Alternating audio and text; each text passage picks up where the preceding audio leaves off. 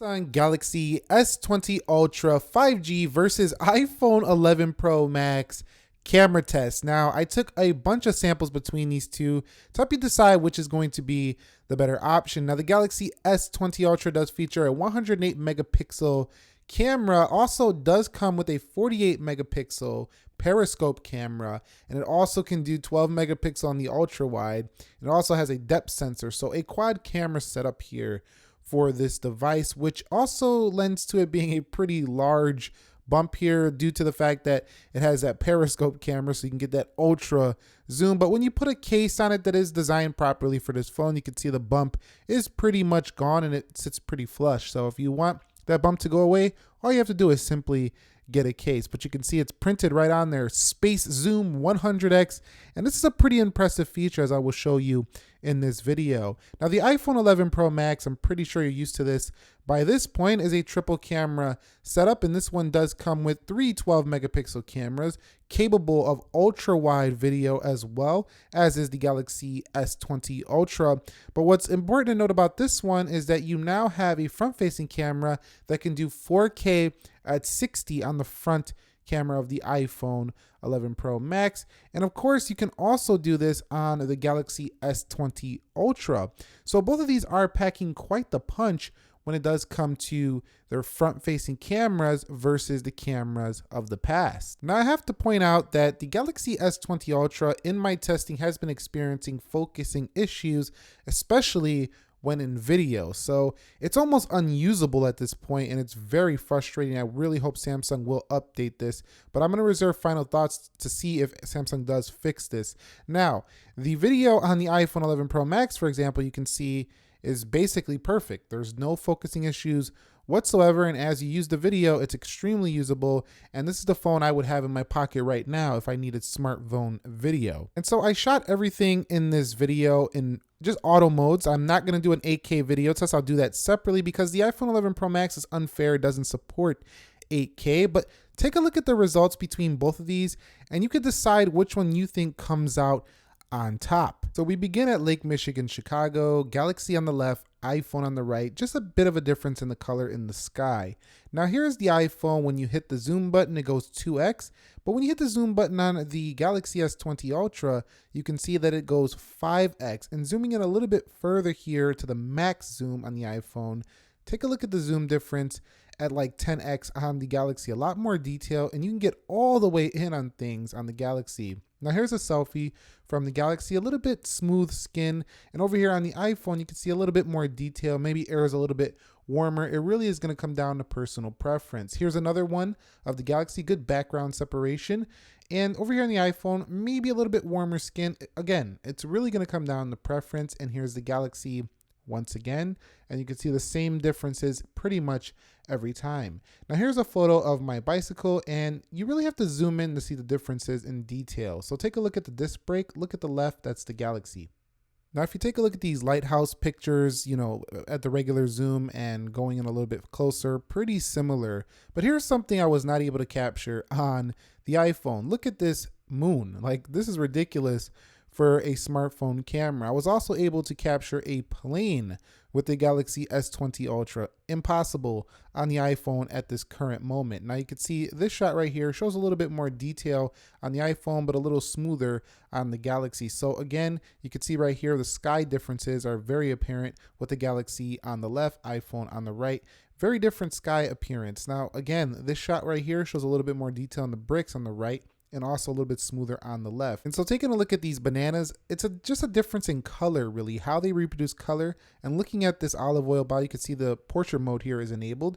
Both of them give you good separation. I think you're going to be very happy in portrait. And I can see the pens, really, again, down to the color differences. Looking at this shot right here, just again, different colors, a little bit more, I would say, warm, or you could say yellow looking on the iPhone, whereas it's cooler on the Galaxy. Here, again, in the sun, a little bit more detail. And here, again, the sky is just a little bit different, the bridge, a little bit different colors, but this shot, I really couldn't see a difference between both of them. And here, that building just looks a little bit warmer on the right iPhone, sky a little bit different. Overall, the detail is great on both of them. Everyday regular shots turn out very well. But when you start to zoom in is where you see a big difference for Samsung Galaxy S20 Ultra. Now you can post crop this on the iPhone, but you're not going to get this type of detail like you see on the Galaxy. Now here again, just down to color reproduction. And when taking photos of skylines, when you start to zoom in on things, it's just a night and day difference between the Galaxy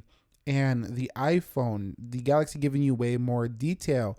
Now on everyday regular shots like this one, and when you punch out wide, you're going to get very similar results, but it's a little bit wider for the Galaxy.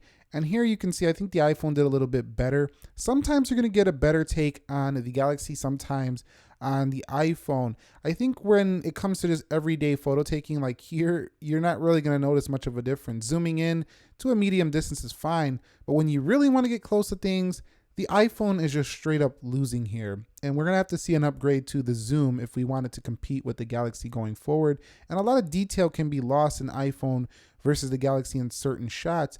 But overall, I think that if you're coming to, get one of these two and you're deciding on camera, it's really going to come down to that zoom. You can see detail and maybe resolution as well on the Galaxy. You can see detail good on both of them here. And the smart HDR processing is where the iPhone really shines, taking a lower resolution shot and making it look a lot sharper than it should look. So you can see right here, just again, very different sky colors here. But when you zoom in, you can see the detail is just there for the Galaxy on the left. I mean, it's night and day.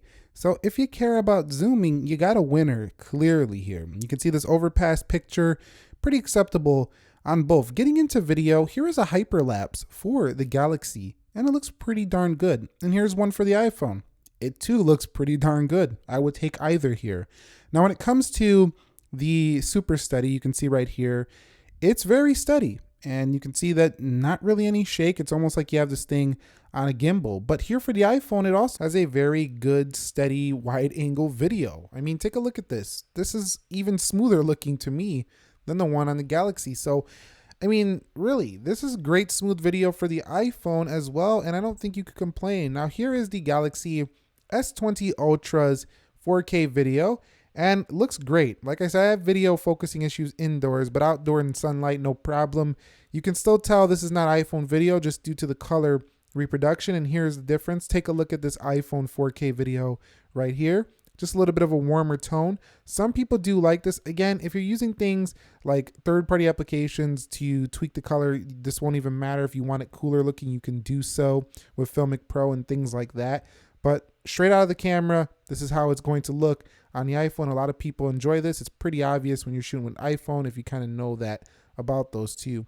Now you can see Galaxy right here definitely has a pretty darn good slow motion camera. You will be very pleased with its performance. Now the iPhone is really great as well. So you can see you're going to be pleased with the performance of the iPhone slow motion camera here also. So I don't think you can go wrong with either when it comes to slow-mo. Now, the Samsung Galaxy S20 Ultra has super slow motion though, so that's definitely a win for that phone.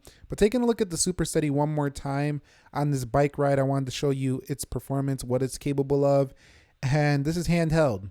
And yeah, don't try this at home. This is pretty dangerous to do. But at the same time, really, if you want to get some action shots, this is a fantastic camera. And here for the iPhone, you could see, just look at this footage. This is absolutely beautiful footage for a smartphone. And every time I see this, I'm like, I'm just not using my camera anymore. You can see right here, Galaxy S20 Ultra, zooming in on these animals, very sharp at that zoom. The iPhone also looks very good with the color. It's a little bright too. I do like that, and I think people will enjoy this kind of traditional camcorder looking like footage on the iPhone. Looks very similar to that.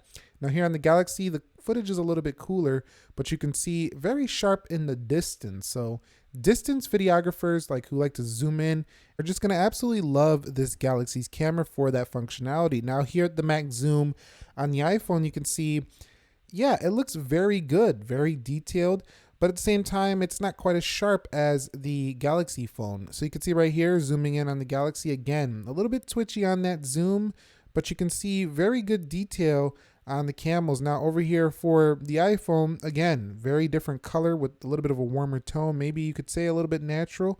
I don't know. It's up to you really, but both look very good. Now here with the Galaxy S20 Ultra, you've seen a little bit of lens flare there. The iPhone's going to do the same thing, but That's that focusing thing I'm talking about right there. Sometimes it doesn't lock in perfectly, but look at the sharpness. I mean, very impressive detail for that phone. Now, the iPhone with its HDR looks a little bit over processed, a little bit more lens flare as well right there, but you can see just very smooth when going between lenses. That's something I don't see on the Galaxy right now. It's not as smooth switching between those lenses. Here's some front-facing video. We'll begin with the S20 Ultra. You can see I'm holding it handheld and we're seeing a little bit of shake here. Not a lot, but overall, it looks pretty darn good. It's pretty sharp, as is the rear camera on this phone. Now you can see the iPhone looks a little bit smoother on the front-facing video. In my opinion, it still represents those similar attributes as the rear camera, a little bit warmer looking, but I think a lot of people are going to prefer the iPhone's look just straight out of camera. It's pretty darn nice. Now switching over to night modes, you can see the Galaxy on the left, iPhone on the right. When you start to get closer to things, the detail is just not there for the iPhone. Here's a night mode photo, and that's really going to come down to your preference right there. And in this one, it's night and day. Look at the difference here between the two. Now zooming in, I couldn't believe this. Look at the Galaxy on the left. Now here again, the iPhone falls apart with the text. And on this one, you could argue that the iPhone and the Galaxy was a draw. Now on this shot, pretty close, but I like the Galaxy on the left here.